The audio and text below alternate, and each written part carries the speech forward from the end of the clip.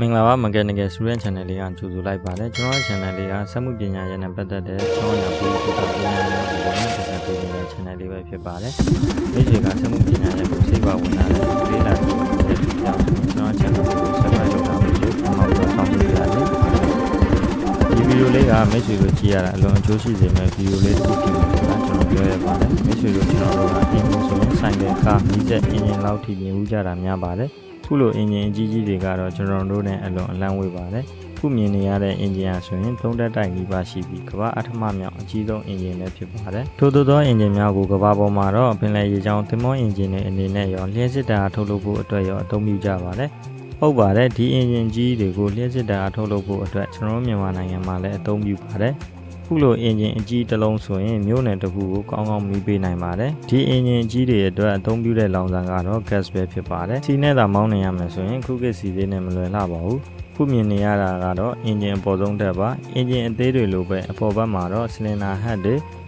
inlet outlet manifold တွေရှိပါတယ်အောက်ဒုတိယဓာတ်မှာတော့ engine block ရှိပါတယ် engine block ထဲမှာတော့ camshaft တွေ crankshaft တွေ piston connecting rodတင်နာလိုင်းနာစသည်တို့ရှိပါတယ်အောက်ဆုံးမြင်ကြီးတက်မှာတော့ဝိုင်းဆန်ရှိပါတယ်မြန်မာနိုင်ငံရဲ့လျှက်စစ်တာထုတ်လုပ်ရေးတွေမှာအခုလိုမျိုးအင်ဂျင်အကြီးကြီးတွေကတစ်စိတ်တစ်ပိုင်းအနေနဲ့ပါဝင်နေဆိုတာကိုဘူးတူရရအောင်ဒီဗီဒီယိုလေးကိုအဆုံးထိလိုက်ပါကြည့်ရှုပေးပါအောင်လို့ကျွန်တော်ပြောချင်ပါတယ်မိတ်ဆွေတို့အကျိုးရှိမဲ့ဗီဒီယိုလေးတစ်ခုဖြစ်မယ်လို့ကျွန်တော်မျှော်လင့်ပါတယ်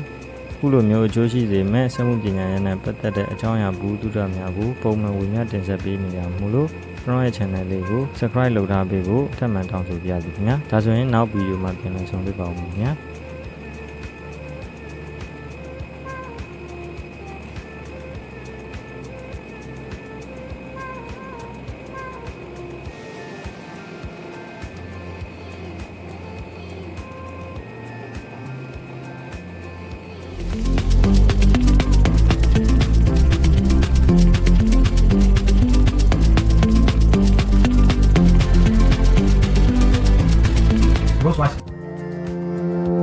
Zaya engines were delivered in December 2014. Very reliable service and are currently at nearly 20,000 hours running.